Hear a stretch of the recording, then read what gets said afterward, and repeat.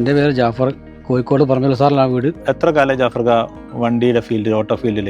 ഞാൻ 2016 മുതൽക്ക് ഓട്ടോ ഫീൽഡിലേക്ക് ഇറങ്ങിയിരിക്കുന്നു. ഇലക്ട്രിക് വണ്ടി എടുക്കാൻ നിങ്ങൾ ഒരുപാട് സമയം ചിന്തിച്ചിട്ടാണോ ഇലക്ട്രിക് വണ്ടി എടുത്തത്? വേറെ ഏതെങ്കിലും വണ്ടികൾ നോക്കിയിരുന്നോ? ഡീസൽ വണ്ടി കുറേ ഉപയോഗിച്ച്, പിന്നെ എനിക്ക് ശാരീരികമായിട്ട് കുറച്ച് പ്രയാസങ്ങളൊക്കെ ഉണ്ടായപ്പോൾ കൈക്ക് പ്രയാസമുണ്ട്, വൈബ്രേഷൻ കാര്യമെല്ലാം കൂടെ ആയിട്ട് അങ്ങനെ ഞാൻ സെർച്ച് ചെയ്ത് നോക്കുമ്പോൾ ഇലക്ട്രിക് വണ്ടി ബജാജിൻ്റെ ഗോഗോ എന്ന പുതിയ വണ്ടി ഇറങ്ങി.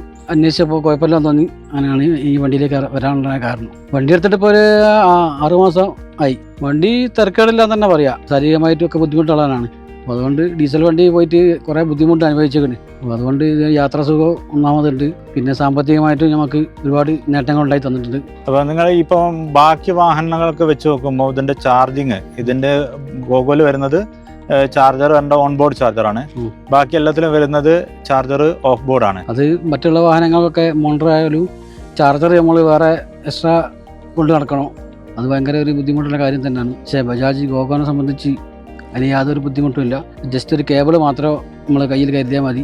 RCD കേബിൾ മാത്രം കരുതിയാൽ മതി. ഓക്കെ. എത്ര കിലോമീറ്റർ ഓടി വണ്ടി ഇപ്പോൾ ഇതിലേക്ക്? 15,000 കിലോമീറ്റർ ഓടി. 15,000 കിലോമീറ്റർ ഓടി. അതിൽ നിങ്ങൾ സന്തുഷ്ടനാണ് ഈ സമയം വരെ? സന്തുഷ്ടനാണ്. Thank you ജാഫർക്ക.